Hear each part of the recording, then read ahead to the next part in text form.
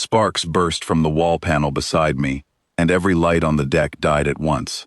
I was Grace Bennett, the only human on Meridian Station, and I was standing in total darkness with 40 tons of alien engineering falling apart around me. Somewhere down the corridor, an alarm began to scream.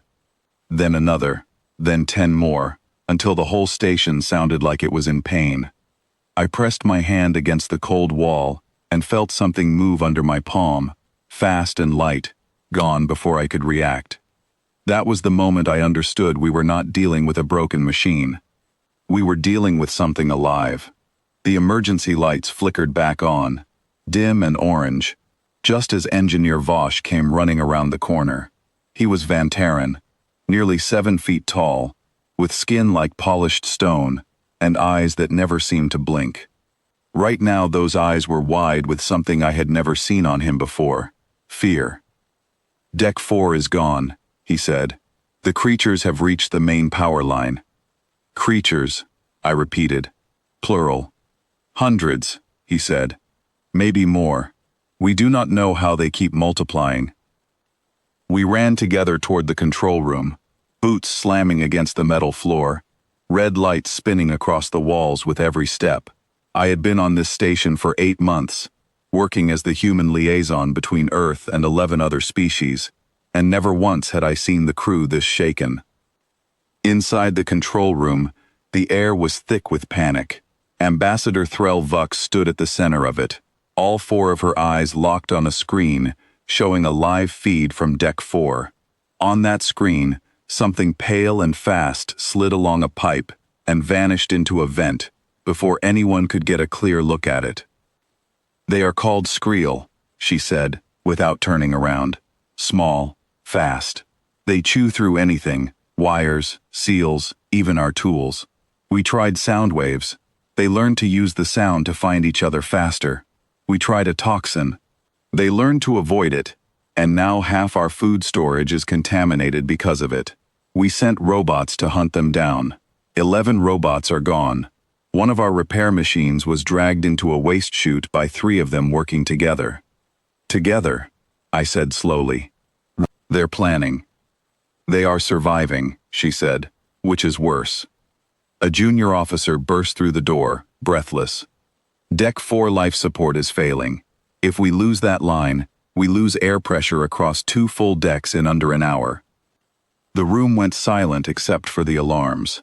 I looked around at every face, human and alien alike, and saw the same expression on all of them. They were out of ideas. Threll Vux turned to me, her 4 eyes narrowing. "You come from a world with countless pests of your own. Insects, rodents, creatures that spread disease and destroy crops. Tell me, Grace Bennett, how did your people survive against such things for thousands of years without machines?" I thought about it for exactly 1 second. "We didn't fight them alone," I said. "We had help. A small hunter that never gets tired, never needs fuel, never stops until the job is done. It's been doing this job for 9,000 years. What creature is this?" "A cat." The room went completely still. Somewhere behind me, someone laughed, then stopped when they realized I was serious. "You want to bring an unknown animal onto a station already infested with an unknown animal," Vosh said carefully, as if explaining math to a child. "I want to bring the one animal in the galaxy that thinks hunting your problem is fun," I said. "Cats don't need training. They don't need fuel. They don't need instructions. All they need is a reason to chase something. And right now, you've got more reasons running through your walls than any cat could dream of." Threll Vux studied me for a long moment. Behind her, the screen flickered again, showing another shadow sliding along a corridor wall, faster than anything should move. "We are losing this station," she said quietly. "One system at a time." Then she looked straight at me. "Bring your hunters." I did not sleep that night. I spent it on an emergency comms line with a transport station near Earth, trying to explain, calmly, that yes, I really did need 4 cats sent up to space immediately, and no, this was not some kind of joke or test. The operator on the other end asked me twice if I was feeling all right. I told her I had never felt more certain of anything in my life. 9 days later, a supply shuttle docked at the station carrying one crate, and inside that crate was a sound that made half the crew reach for their weapons before I stopped them and explained it was completely normal.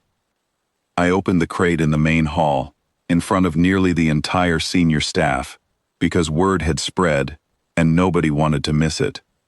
The first cat out was Coco, a small orange tabby with calm golden eyes.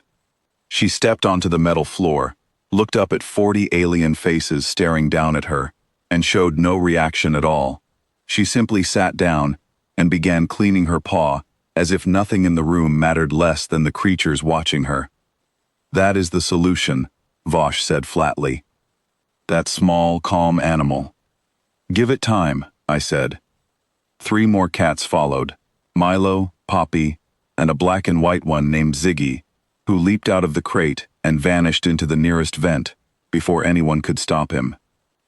For the first hour, nothing happened, and I could feel the doubt building in the room like pressure before a storm. Then, from somewhere deep in the wall system, we heard it. A sudden scramble of quick feet, a sharp scratching sound, and then silence. 10 minutes later, Coco walked calmly out of a maintenance vent, carrying something small and pale in her mouth. She dropped it at my feet, sat down, and looked up at me with an expression that seemed to say, "Is this what you wanted?" Behind me, 3 separate aliens made 3 separate sounds of alarm. Vosh actually stepped backward. "It brings the enemy to your feet as an offering," Threlvux said, staring at the small, still shape on the floor. "This is meant to disturb us." "It's not a threat," I said, trying not to laugh. "It's a gift. In cat language, that's the highest compliment there is.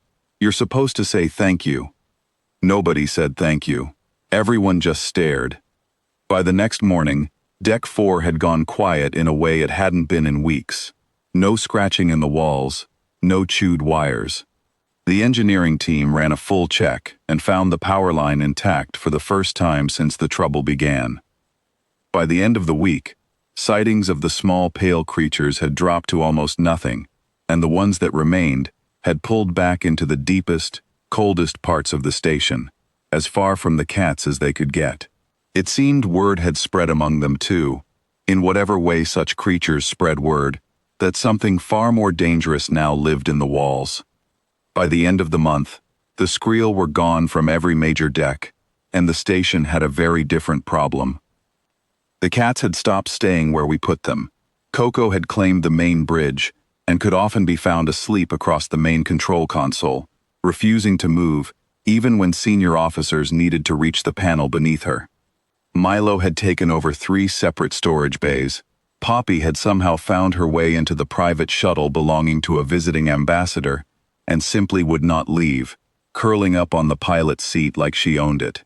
And Ziggy, the fastest and most stubborn of them all, had not been seen by human eyes in nearly 2 weeks, though half-eaten meals kept vanishing from crew quarters across 3 different decks, so we knew he was still very much alive and enjoying himself.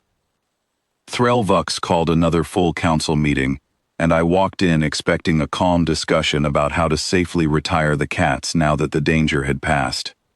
Instead, the very first item on the agenda was a formal request from 3 different alien delegations, each one asking to be given a cat of their own. I sat there in stunned silence, as one representative after another stood up and described, in careful diplomatic language, exactly how they wanted their new companion delivered, fed, and cared for. Someone even asked whether it was possible to request a specific color.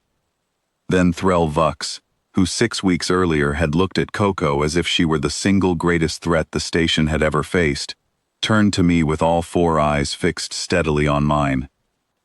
"Grace Bennett," she said, in the most serious voice I had ever heard her use, "would it be considered appropriate for my personal quarters to be assigned one of the small orange ones?" I told her I would see what I could arrange. That is how Meridian Station solved the worst crisis in its history.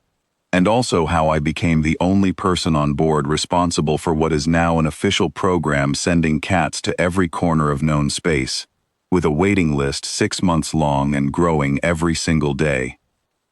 As for Coco, she has never once acted like any of this was a big deal. She still sleeps across the main control console whenever she wants, and the entire engineering team has quietly agreed never to disturb her. The one time someone tried, she simply opened one eye and stared at him until he apologized and walked away. We have accepted that we are never getting that console back, and honestly, after everything that station went through, I think that is a very small price to pay.